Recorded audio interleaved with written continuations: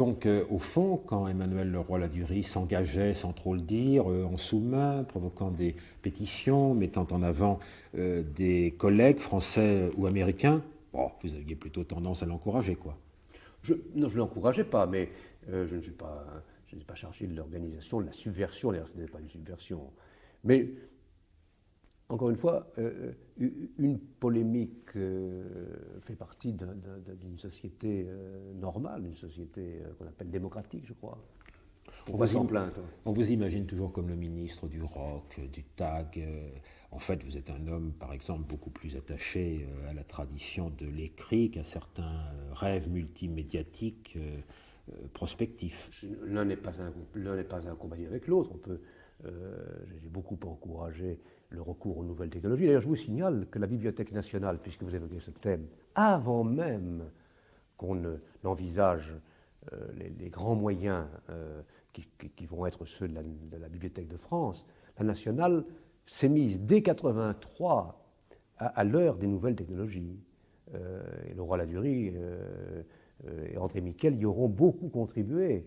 Nous avons entrepris à ce moment-là, dès ce moment-là, tout un système d'informatisation de la nationale en liaison avec la British Library, qui a placé la France, avec l'Angleterre et les États-Unis, à l'avant-garde dans ce domaine.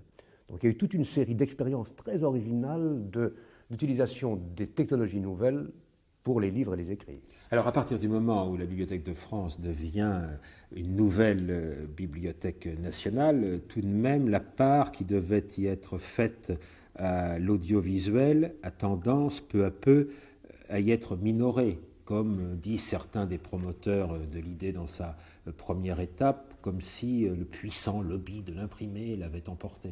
C'est absolument pas ça du tout. Simplement, il y a eu là aussi une préoccupation, je dirais, d'harmonisation entre les différentes institutions culturelles de France.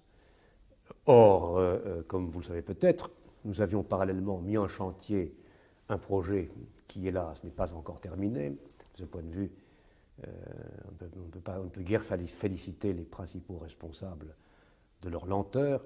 Je veux dire le Palais du cinéma, dont j'avais décidé dès 82 ou 83 l'installation au Palais de Tokyo, à la place du Musée d'Art moderne.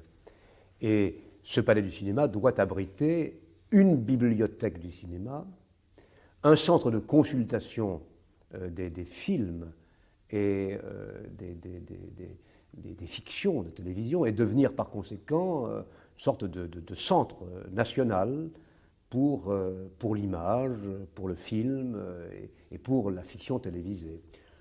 Nous avons donc pensé qu'il était un peu absurde de faire double emploi. Votre secrétaire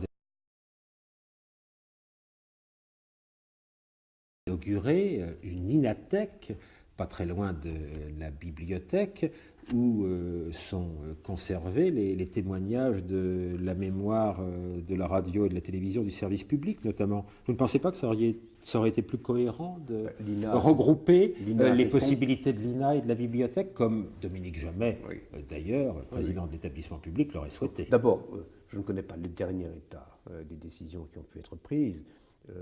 Autant que je me souvienne des choses, il n'avait pas été décidé d'écarter de la Bibliothèque de France toute forme de documentation audiovisuelle ou cinématographique. Et j'imagine bien que, notamment dans la partie grand public, il y aura des éléments qui incluent l'audiovisuel ou le cinéma. Donc il n'y a pas une espèce de coupure comme ça, brutale, entre l'audiovisuel ou l'image et l'écrit. Tout de même, on a l'impression que cette bibliothèque va davantage être le couronnement des bibliothèques du XXe siècle qu'une bibliothèque prototype du XXIe siècle. Mais je crois quand même que les livres, les écrits constituent et constitueront longtemps encore la base même de notre histoire, de notre savoir et de notre connaissance. C'est plutôt, je dirais, la Bibliothèque de France, ou la Bibliothèque nationale, je ne sais plus d'ailleurs très bien comment on l'appelle aujourd'hui, Bibliothèque nationale de France, je crois. À moins qu'on lui donne le nom d'un ancien président. À moins qu'on lui donne le nom d'un ancien président qui a beaucoup œuvré pour la lecture, la littérature et les livres, ce dont je me réjouirais personnellement et ce qui serait largement mérité. Cette bibliothèque est plutôt le couronnement de l'effort entrepris depuis 1980 en faveur des livres et de la lecture publique. Souvent, on nous présente comme des gens qui ont voulu tout concentrer sur Paris. Dans le cadre des livres, c'est exactement le contraire. Nous avons d'abord commencé par les villes de province. Nous avons fait construire, je vous dis, pas loin de 2000 bibliothèques publiques ou centres de lecture de diverses sortes.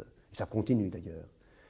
De même que des centres de lecture ont été multipliés dans les hôpitaux, les prisons, sans compter l'effort très important accompli à l'éducation nationale.